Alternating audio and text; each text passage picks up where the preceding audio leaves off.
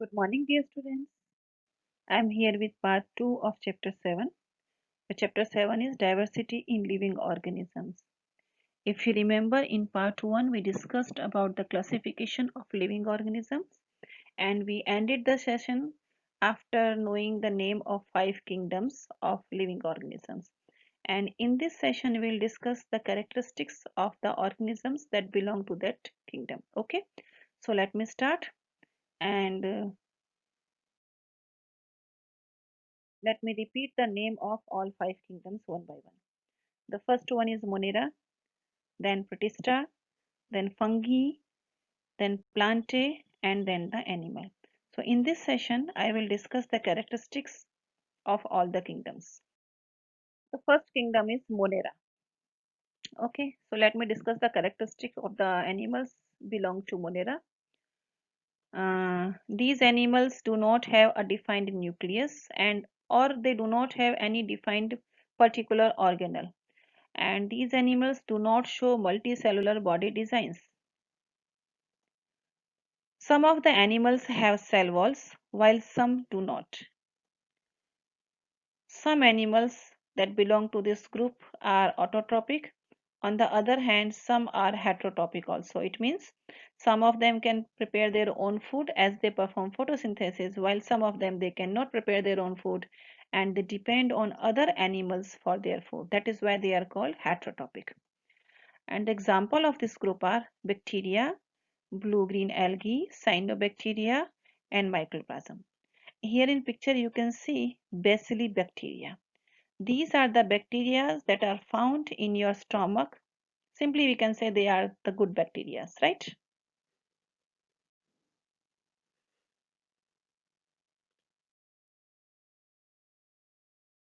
Here is the diagram of body structure of bacteria. Okay, here you can see the cell wall. This is the cell wall, and the shape of the body is like a capsule. This is plasma membrane, cytoplasm, ribosome, plastid.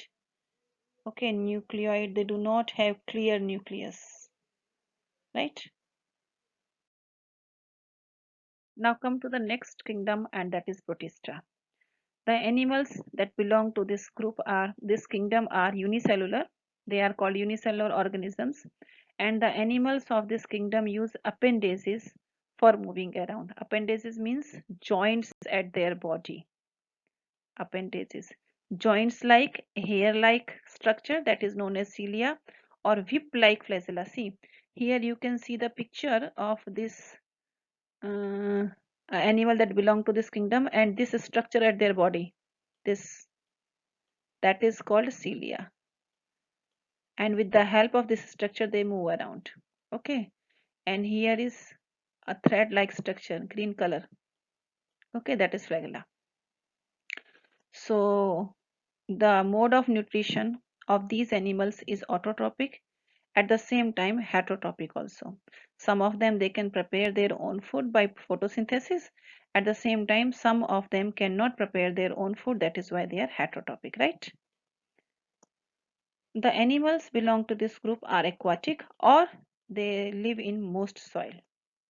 The example of the animals of this group are algae, protozoa, and diatoms. Here is the example of the animals belong to Protista kingdom. You can see they all are unicellular organisms. Now the next kingdom is fungi. The organisms belong to this kingdom are heterotrophic in nature. They cannot prepare their own food. So some of the fungi are saprotroph and some of them are parasites. Saprotroph means the animals that use dead and decay animals as their food. And parasitic means the animals that use another living organism as food. Okay, so fungi cannot prepare its food, it depends on other animals for food. Many of the fungi have capacity to become multicellular organism at certain stages in their lives. Fungi have cell walls and the cell wall is made up of a tough complex sugar that is known as chitin. And the examples of fungi: yeast, molds, and mushrooms.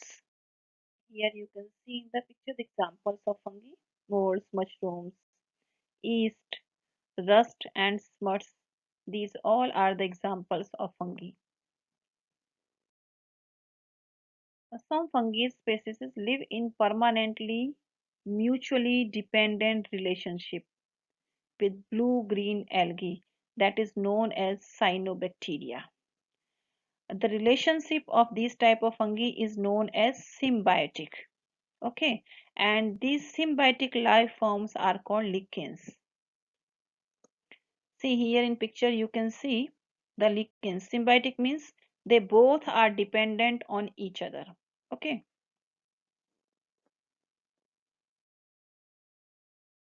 The another kingdom is kingdom plant.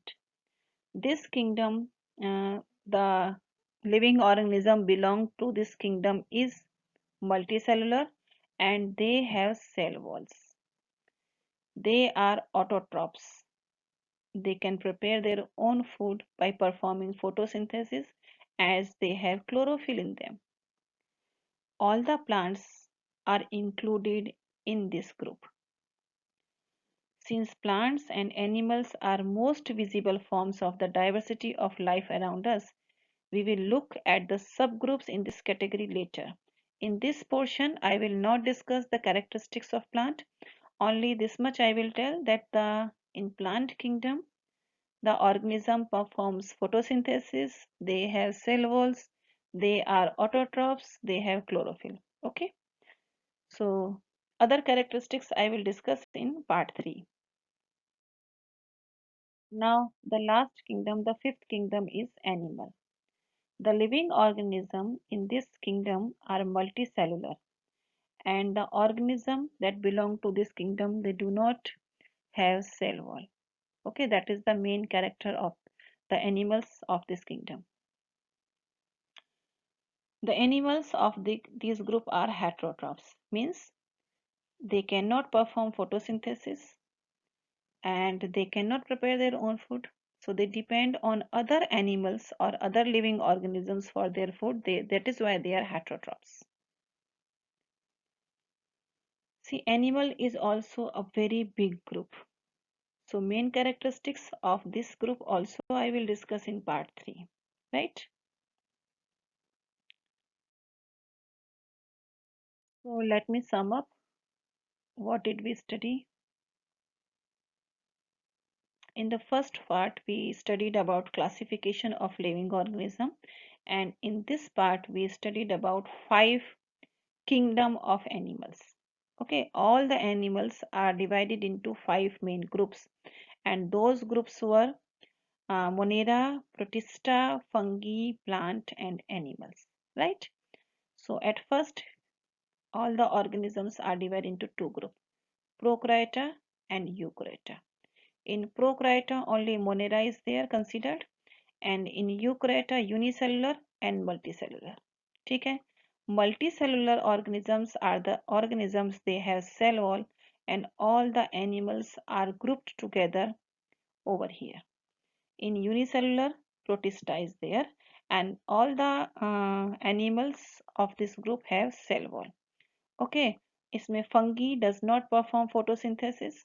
On the other hand, all the plants they perform photosynthesis, right? So these were 5 kingdom that we discussed together: Monera, Protista, fungi, plant, and animals. Out of all these 5, the main characteristics of plant and animals that we will discuss in part 3 of this chapter. Okay. So now let me answer these questions for you. What is the criteria for classification of organisms as belonging to kingdom Monera or Protista? So the development of the nucleus, okay, is the main criteria for the classification of organism. In the first one, there is no nuclear membrane. Okay, so that if they have no nuclear membrane, they are defined as Monera. And while If they have well-defined nucleus, then they are called protista, right? The second question is, in which kingdom will you place an organism which is single-celled, eukaryotic, and photosynthetic? So see, the cell is photosynthetic. So it must have a well-defined nucleus wall. So therefore, it will be placed in protista kingdom. The third question is, in the hierarchy of classification, which grouping will have the smallest number of organisms with maximum common characteristics and which will have the largest number of organisms, right? So the organism belonging to the kingdom Monera will have the smallest number of organisms and with maximum characteristics in common. And the organism belonging to the kingdom Animalia will have the largest number of organisms. Okay. So, okay, students, this much was there in this session. I hope you liked it. Now we will meet in part 3. By then, you write the question and answer that we have discussed in this session in your fair book and note down your doubts if you have. We will solve your doubts in your live sessions and rest of the chapter we will discuss in part 3. Thank you.